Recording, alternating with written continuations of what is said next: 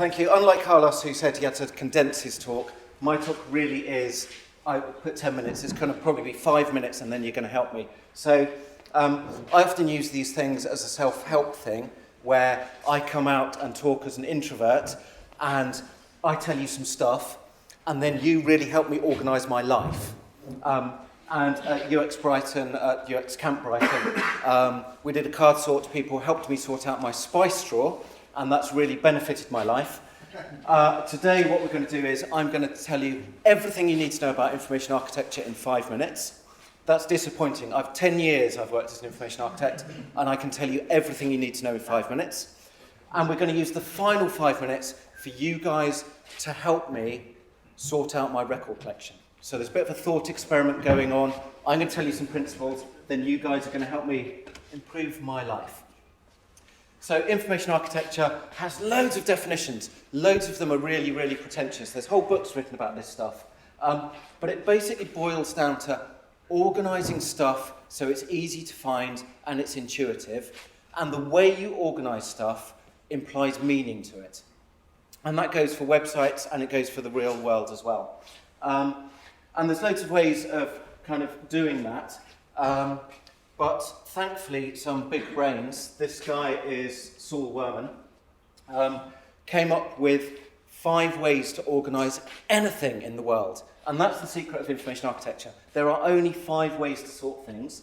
And once you know that, you can call yourself an information architect. So 5 minutes' time, you are all going to be information architects, which will look good on your CV. And then, you can explain to your partners what's an information architect. And you can say this kind of stuff. An information architect is the individual who organises the patterns inherent in data, making the complex clear.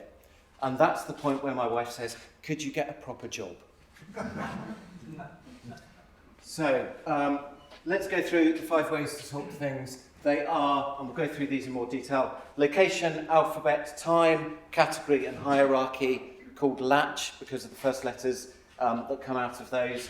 Random is not a way of organising things, regardless of whoever tells you that.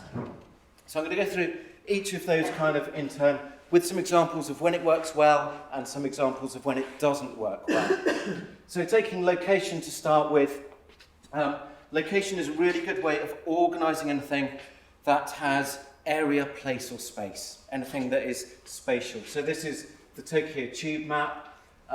It's not geographically organised, it's spatially organised, but you get a sense of where all the buildings, where all the stations are in Tokyo and where all the important things are in Tokyo. Any map is a way of organising by location. And this one features kind of sequence of events, stations over their geographic location. Medical dictionaries are a great way of sorting out information by location. So if you get an acupuncture Chinese medical book, you can understand it if you understand Mandarin, but you can also understand it by the fact that it's pointing to things on the body. So that's organising information by its location. And instructions like IKEA instructions or the Haynes manual, all of those car manuals are telling you something about the information in an easy way because they're using location as ways of forming that together. So location requires some sense of space, some kinds of area, some kinds of place. Second one, the alphabet. So this is Dr. Johnson's first dictionary, and it's really hard to now think that before the dictionary came around, people thought about organising words in many, many different ways, not necessarily alphabetically.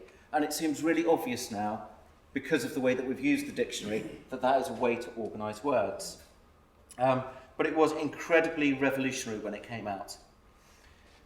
Most times when I go to clients and we talk about big information spaces, they go, we should sort things out alphabetically. That's really, really easy and really, really obvious. And I think out of all of the ways of organising stuff, alphabetically seems the most obvious but gives you the most problems. And this is a really good example. So this comes from the Silver Spoon Italian cookbook. And publishers have hordes of people working for them, talented people who work as indexers, who write all of those glossaries, all of those indexes at the back of the book. So you open the Silver Spoon book, you go, what am I going to cook tonight? I'm going to cook, would you look for fabulous smoked swordfish? If you had swordfish, would you look under F for it? I doubt you would. But then, you know, the last couple in E, exotic beans. I've got some beans. Do I think of them as exotic beans? I don't know. So alphabetical can seem sensible, but it can give you loads of problems. If, for example, in our imaginary record store that we're going to sort out later, you had Robbie Williams, heaven forbid, you've got a dilemma. Do you put him under W for Williams? Do you put him under Robbie? Or do you just go, we're going to bin that because that's a difficult one to have? So the third way of organising stuff is by time. And time is where there's chronology or sequence involved. So recipes are a really good example of doing something by time. You know, you do these steps in this order to get to the end product. Other ways of organising by time are timelines, Gantt charts, family trees, something where that information is communicating a lot about chronology within it. So again, music is traditionally ordered by time. And again, we wouldn't think necessarily of ordering music in any other way. And I'm really showing this because this has my favourite piece of kind of user feedback. It's a musical score used by the London Philharmonic. And if you can't see it at the back, one of the horn players has put, "Turn now or you're fucked," which I think is a great instruction as you're playing a piece of music. And we should have more instructions like that.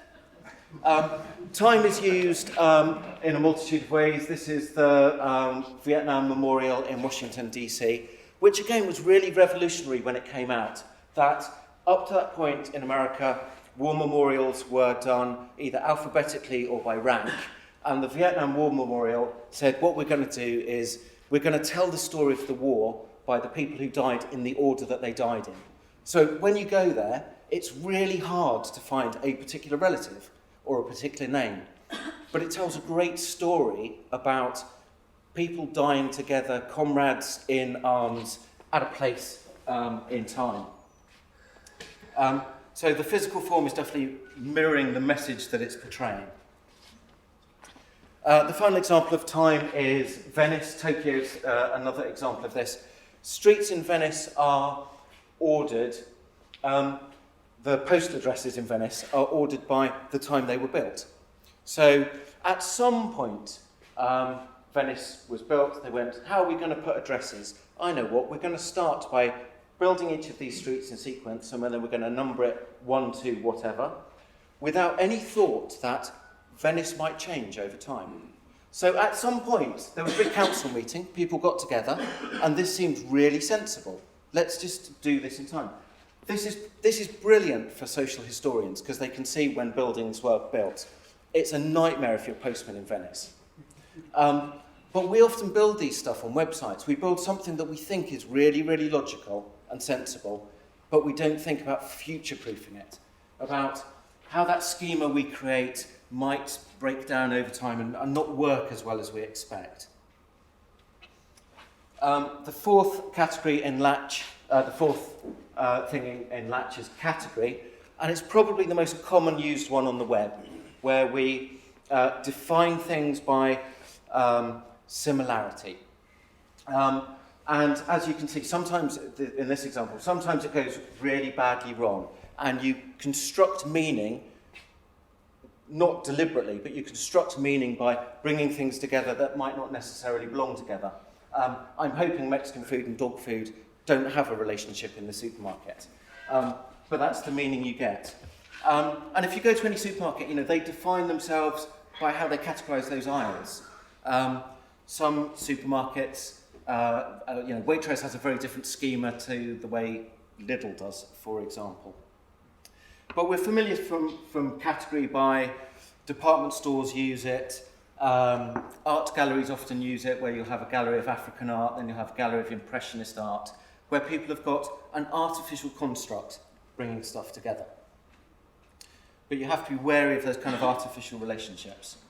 We're used to it in the UK by the mad Victorians who wanted to categorise and codify everything. And lots of the ways we think about information comes from this upsurge of Victorians and the Edwardians making sure that there was a schema that underlied everything.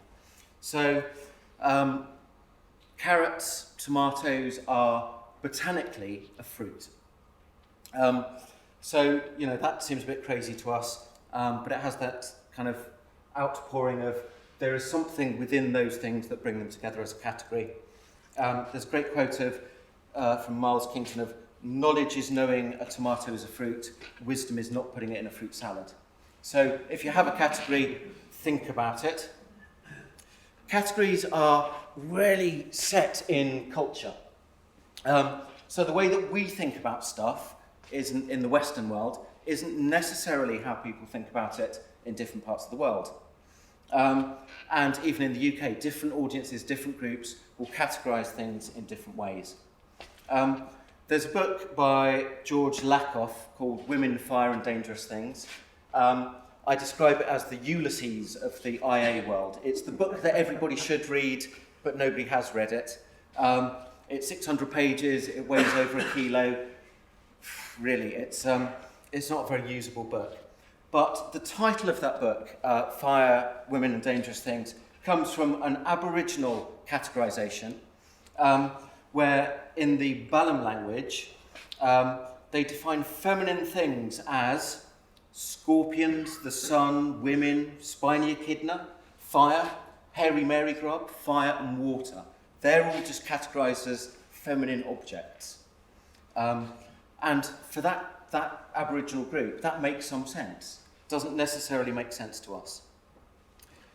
So category can be useful, but it also implies a lot of odd meanings as well. The final part of Latch is hierarchy. And this is where there's a scale or a perceived value in play. This is a picture of the Quran, and I'm now out of my comfort zone talking about religion. But the Bible generally is organised by time. You start with Genesis, you end at Revelations. The Quran isn't. It's organised in surahs, and they are organised by the number of characters they have, from longest to shortest. And the implied meaning within that is to say everything that the Prophet wrote has equal meaning. And you can dip in at any point and it's equally valid. There's no sequence in that story. And so by organising in that way, what they've done is break the sequence and to say that everything is equally as important. More common uses of hierarchy are charts, medal charts, the football table, the pop charts, the Times richest list. It's a common way for people to organise things. On websites, the most popular, the most recent, are ways of having hierarchy as a way of organising things. So anything that can be measured numerically can be done hierarchically. And that goes for things like colour. You could take burnt toast and organise that as a hierarchy.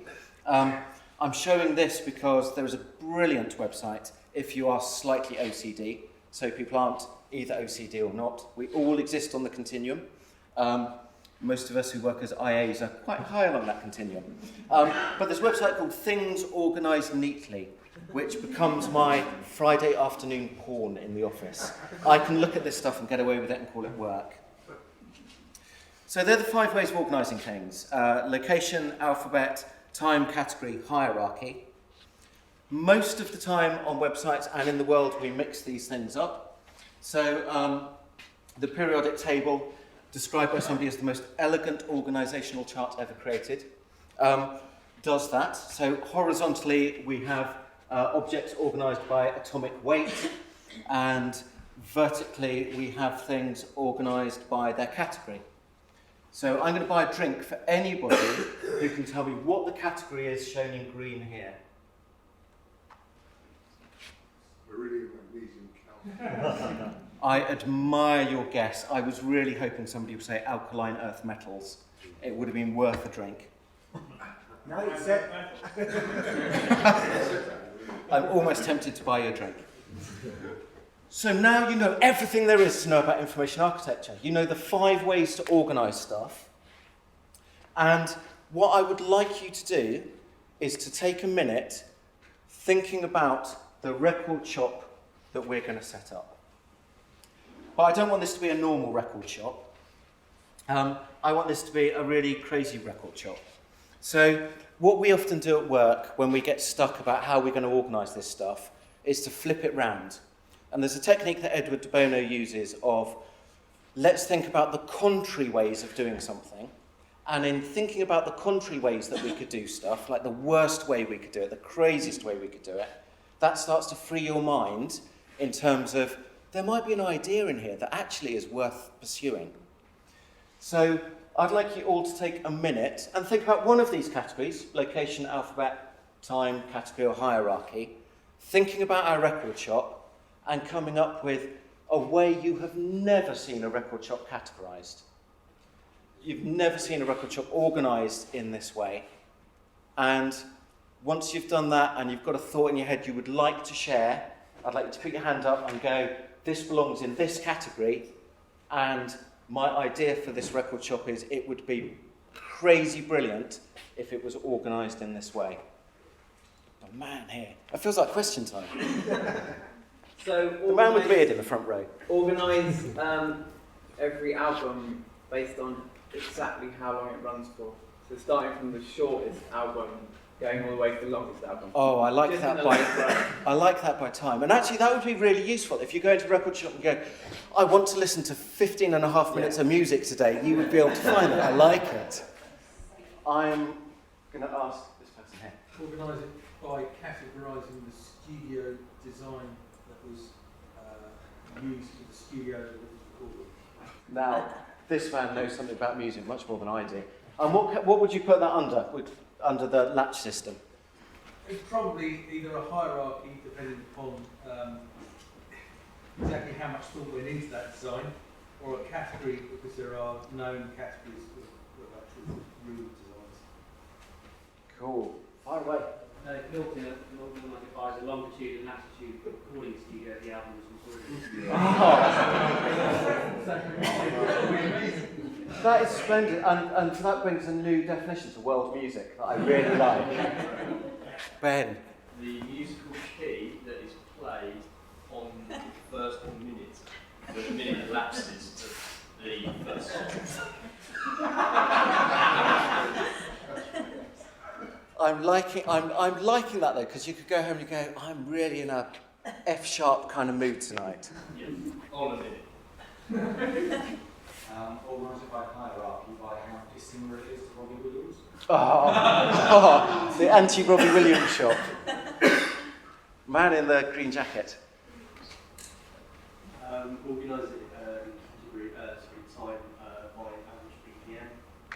Oh, nice. And actually, as you go around the shop, would you get faster or slower as you get to the door?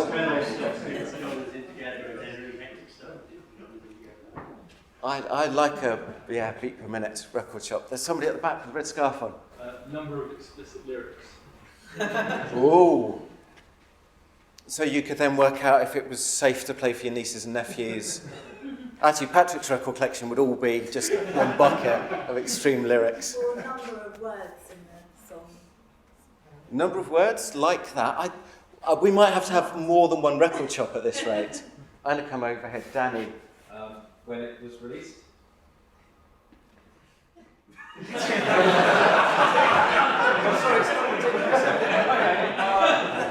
altitude at which it was recorded. I'm going to take 4 more around the room. I'm going to take you first. So the number of instruments used in each of the albums, so you can categorise it from the least number to the most. I like that. The orchestral stuff, you would know you could avoid that. That's up here. And some Brian Eno stuff there that you might be interested in. By the hierarchy of how long it took people to buy it, and when they walk into the shop. Ooh. That reminds me, so I used to work in a record shop, and as a slight distraction from this, and U2 released Acton Baby, which ages me. And the record shop opened early, 7:30, big posters outside, Acton Baby, first day of release. Took till 2:30 in the afternoon before somebody bought a copy of it. I'm going to come over here. Hierarchy based on the bands that they've spawned since. So like you start off with like Joy Division. Oh, I like that. So that could almost be chronology as well. It could be time. Then It you've could got be a. questions about the connections they make between other bands and who came first. And I'm liking that. And actually, that although that sounds like a crazy idea, on a website you could do that. You would have the data to support that. Common colour on the album cover. Oh. So like Do you work as a designer, sir? I'm going to take one more. I'm going to go back here. Number of babies that are conceived. That's it. Is there something you would like to tell us? Love music. I now have a dreadful problem in that I need to go away and actually put together a business plan for this record store, and almost there's too many good ideas. And I think pretty much I might open a record store and change the organisation every week. If I did that, would you buy records from me? Yes. That's well, a bit more yes would be good, but yes. So thank you very much for indulging me. I'm going to go and sort my record collection out. You are now all information architects. You're all fully qualified. Go out in the world and organise things.